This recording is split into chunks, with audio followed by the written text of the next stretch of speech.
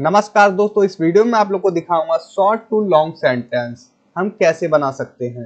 देखिए, आप लोग के सामने सेंटेंस है, वो पढ़ रहा है। इससे थोड़ा लंबा वाक्य है, वो ध्यान से किताब पढ़ रहा है।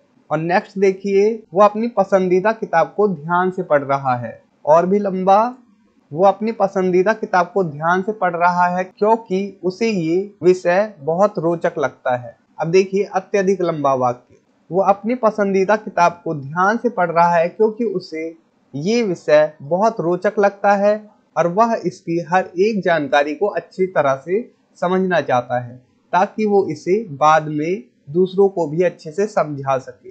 तो देखिए ये वाक्य कितना लंबा हो गया। तो आइए अब मैं इसे ट्रांसलेट करने वाला हूँ। तो मैं हूँ अनिल कुमार और आप लोग देख रहे हैं डेली इंग्लिश फॉर ऑल। देखिए सबसे पहला वाक्य है वो पढ़ रहा है, प्रेजेंट कंटीन्यूअस का सेंटेंस है। तो यहाँ हमारा सब्जेक्ट है वह, मतलब ही, वह, इज, उसके बाद वर्ब की आएंगी form reading. Okay, is reading, वो पढ़ रहा है। सेकंड वाक्य है वो ध्यान से किताब पढ़ रहा है। तो हम बना देते हैं he is reading a book, वो किताब पढ़ रहा है। यहाँ तक हो गया। और इसके बाद हमें एक एडवर्ब रखना पड़ेगा, अटेंटिवली।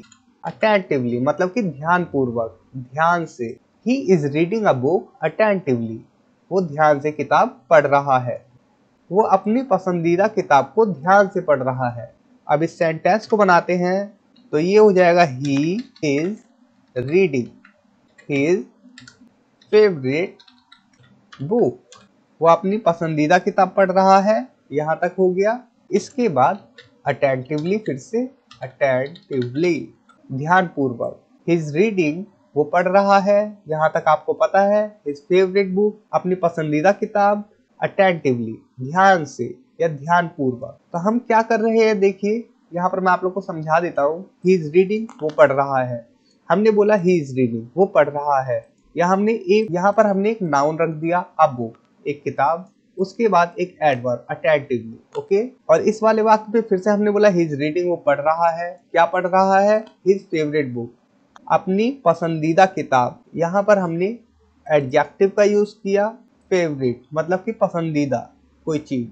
और उसके बाद हमने फिर से अटेंटिवली का यूज किया, मतलब कि ध्यानपूर्वक। वो अपनी पसंदीदा किताब को ध्यान से पढ़ रहा है क्योंकि उसे ये विषय बहुत रोचक लगता है। इसे बनाते हैं। तो ही इज रीडिंग तो आएगा ही। देखिए ही इज रीडिंग, वो पढ़ रहा है। क्या? हिज फेवरेट बुक, अपनी पसंदीदा किताब। अटेंटिवली, ध्यानपूर्वक। अब इसके बाद देखिए यहाँ तक हो गया। ये सेम सेंटेंस है ये, क्योंकि मतलब बिकॉज उसे ये विषय बहुत रोचक लगता है। तो कोई चीज लगता है तो हम यहाँ पर फाइंड का यूज कर सकते हैं। फाइंड्स दिस, उसे ये किताब बहुत रोचक लगती है तो बुक बोल सकते हैं, लेकिन यहाँ पर विषय है तो हम सब्जेक्ट बोल देते हैं। सब्जेक्ट वेरी, रोचक मतलब इंटरेस्टिंग, इंटरेस्टिंग। तो ये आपका सेंटेंस हो गया। आप लोग को इजीली समझ में आ रहा होगा। ही इज रीडिंग, वो पढ़ रहा है। हिज फेवरेट बुक, अपनी पसंदीदा किताब। अटेंटिवली, ध्यानपूर्वक या ध्यान से। बिकॉज, क्योंकि। सॉरी, यहाँ पर हम कर देते he finds. Okay, he finds this subject very interesting, उसे ये सब्जेक्ट बहुत रोचक लगता है। ठीक है, हम फाइंड्स का यूज कर रहे हैं लगता है के सेंस में भी। वो अपनी पसंदीदा किताब को ध्यान से पढ़ रहा है क्योंकि उसे ये विषय बहुत रोचक लगता है और वो इसकी हर एक जानकारी को अच्छे से समझना चाहता है ताकि इसे बाद में दूसरों को भी अच्छे से समझा सके। तो आप लोग इस सेंटेंस को खुद से भी बनाने की कोशिश करिए। जैसे ही इज रीडिंग, यहाँ तक तो आपको पता ही है, ही इज रीडिंग, वो पढ़ रहा है। उसके बाद हिज फेवरेट बुक, ओके, अपनी पसंदीदा किताब। कैसे पढ़ रहा है? अटेंटिवली मतलब ध्यानपूर्वक। क्योंकि because he finds this subject very interesting and wants to understand, यहाँ तक हो गया। और वो इसकी हर जानकारी को अच्छे से समझना चाहता है। तो हमने क्या किया? And wants। ओके, यहाँ पर हम कर सकते थे एंड ही wants, अगर हम ही ना भी लगाए तो भी हमें अंडरस्टूड है कि हम इसी की बात कर रहे हैं। तो ही वॉन्ट्स या फिर वॉन्ट्स टू अंडरस्टैंड, वो समझना चाहता है। यहाँ तक हो गया। एवरी पीस ऑफ इंफॉर्मेशन, हर एक जानकारी को अच्छी तरह से। वेल, तो अच्छी तरह से मतलब कि वेल, सो डैट, ताकि he can explain it to others later, ताकि वो इसे बाद में दूसरों को समझा सके। तो देखिए आप लोगों को अब समझ में आ गया होगा कि हम कैसे सेंटेंसेस को बड़ा कर रहे हैं। तो आइए आप खुद से भी प्रैक्टिस करिए मेरे साथ। बिल्ली सो रही है, तो यहाँ पर हमारा सब्जेक्ट है द कैट, उसके बाद प्रेजेंट कंटिन्यूअस का सेंटेंस है इज, उसके बाद स्लीपिंग। बिल्ली सो रही है, द कैट इज स्लीपिंग। उससे थोड़ा बड़ा वाक्य हो, बिल्ली आराम से सो रही है, तो हम बना देंगे द कैट इज स्लीपिंग। कैसे सो रही है? आराम से, कंफर्टेबली, कंफर्टेबली, ओके, आराम से। बिल्ली धूप में आराम से सो रही है, खुद से बनाइए और देखिए द कैट इज स्लीपिंग, इतना तो बोलना ही है। कंफर्टेबली भी बोलेंगे अब, कंफर्टेबली। और धूप में, तो धूप के लिए हम कर देते हैं in the sunlight, okay. The cat is sleeping, बिल्ली सो रही है कंफर्टेबली, आराम से, इन द सनलाइट, सनलाइट में मतलब कि धूप में, सूरज की रोशनी में। अब इस वाले सेंटेंस को बनाइए, काफी सिंपल है। बिल्ली धूप में आराम से सो रही है क्योंकि उसे ठंड बहुत लग रही थी। अब इस सेंटेंस को बनाने की कोशिश करिए। अब आप कहेंगे हम तो यहाँ तक सेम ही बना देंगे, cat is sleeping comfortably in the sunlight. चलिए देखते हैं।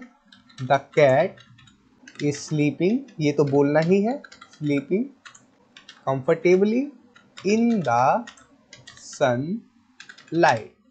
ठीक है, इतना आपने बोल दिया। अब इसके बाद क्योंकि के लिए because, because it was feeling very cold, it was feeling very cold, उसे बहुत ठंड लग रही थी। अब हमने यहाँ पर इट का यूज इसलिए किया क्योंकि हम बिल्ली की बात कर रहे हैं, कैट की।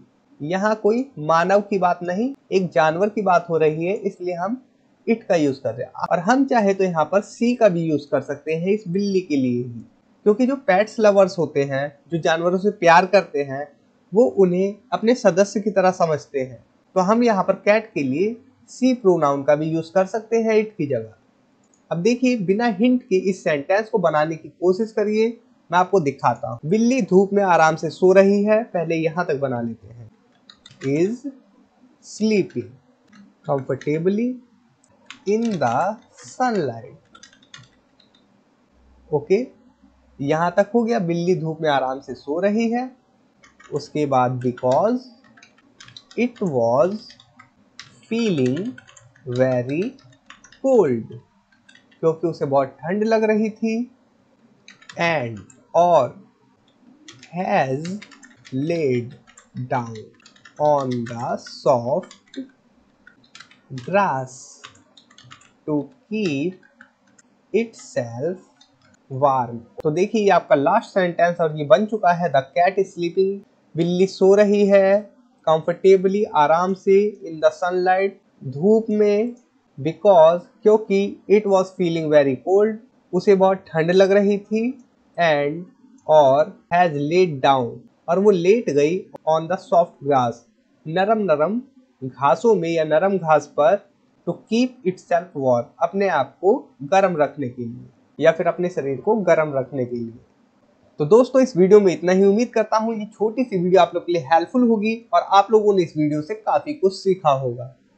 और मैं आप लोगों से कहना चाहूंगा, अगर आप लोगों ने अभी तक मेरी ई बुक्स पीडीएफ को बाय नहीं किया है तो डिस्क्रिप्शन में मैं लिंक दे दूंगा, आप लोग जाकर वहां से बाय कर सकते हैं, जो कि इंग्लिश सीखने के लिए काफी ज्यादा इंपॉर्टेंट है। तो मैं मिलता हूं आप लोगों से नेक्स्ट वीडियो में, जब तक के लिए टेक केयर, बाय।